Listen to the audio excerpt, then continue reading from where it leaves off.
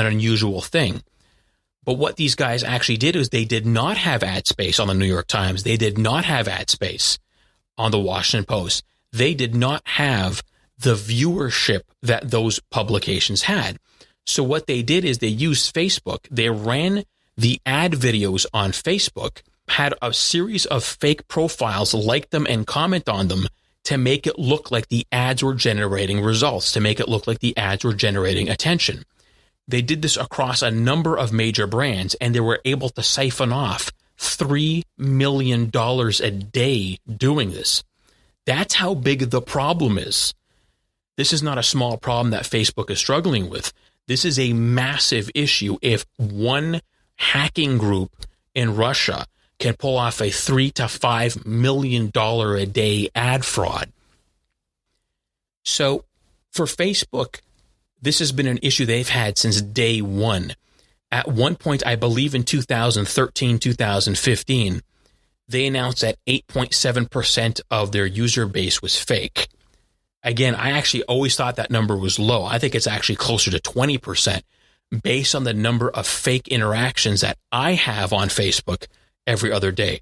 Every other day, I'm getting friendship requests from accounts that are clearly fake. The only reason why Facebook would not fully cooperate with law enforcement, the only reason that Facebook would not make public the information that they've found, the only reason that Facebook would say something ludicrous like they are not in a position to know if any collusion happened between Russia and the Trump campaign is if they're trying to prevent this information from going public because they know what will happen. They know that someone may be able to reverse engineer the analytics that Facebook provides to find out what their true user base is. And that's what's keeping them afraid. Because remember, that $3 to $5 million a day ad fraud that those Russians were doing, Facebook got a piece of each and every one of those ad buys if those ad buys went through Facebook. Facebook has a vested interest in making sure people spend as much money as possible on their platform because to them, a dollar is a dollar. And because most consumers, most businesses don't know that they're victims of fraud, because most consumers can't read the analytics and see that their followers are fake, that the results are fake, Facebook keeps profiting because those businesses keep spending. The last time that Facebook went through sort of a house cleaning of fake profiles, they literally had to send out a message to anyone who had a Facebook page, to anyone who was running an ad campaign, to literally say, you're going to see your metrics drop over the next couple of days because we're cleaning house. That's how pervasive the problem is, that it wasn't just one or two companies that was going to feel this. They had to send a message out to almost every single person who had a business page on Facebook, that had a celebrity page on Facebook, that was doing an ad campaign on Facebook, to let them know that you will see your metrics take a hit. And that to me is why they're terrified of cooperating with law enforcement, because the truth may come out about what their user base actually is. That's the only logical reason that I can think of for Facebook not to sit down and go, hey man, we need to be able to show our customers and our users that they can trust us. Let's sit down with law enforcement and show them.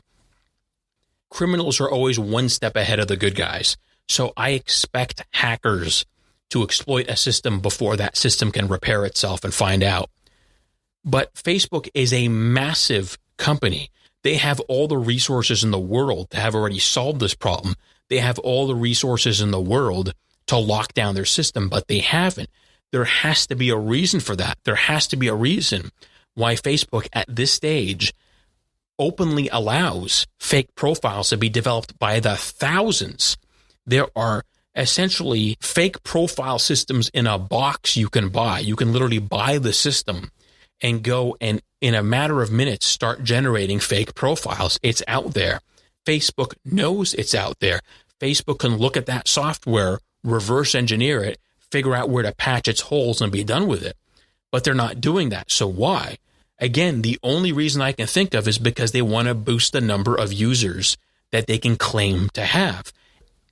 And the only reason why they're refusing to release the data to law enforcement is because they're terrified to do so. Facebook even laughably said that to release the data would go against their internal policies. A company's internal policies have no bearing on law enforcement, have no bearing on what we're talking about. Your internal policies are your internal policies. An election may have just been hacked. You got to step up and say, hey, man, if we have data that we can help you with, we'll share it. Remember, this data is about fake accounts. You're not going after real users. You're not releasing data and violating the privacy of real users. You're just releasing a set of statistics and analytics about fake profiles. What is the harm in this? Again, I can't shake the feeling that the only reason they're not doing this is because they're afraid that it will reveal an even bigger lie and an even bigger problem. And unfortunately, until Facebook comes clean and shows everyone the data and shows everyone what they've discovered, I think this cloud is going to hang over this brand for a long time, because this is what can lead to an investor panic.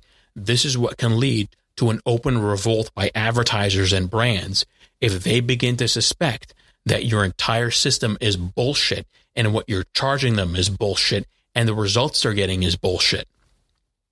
With any luck, Facebook will figure this out before it's too late.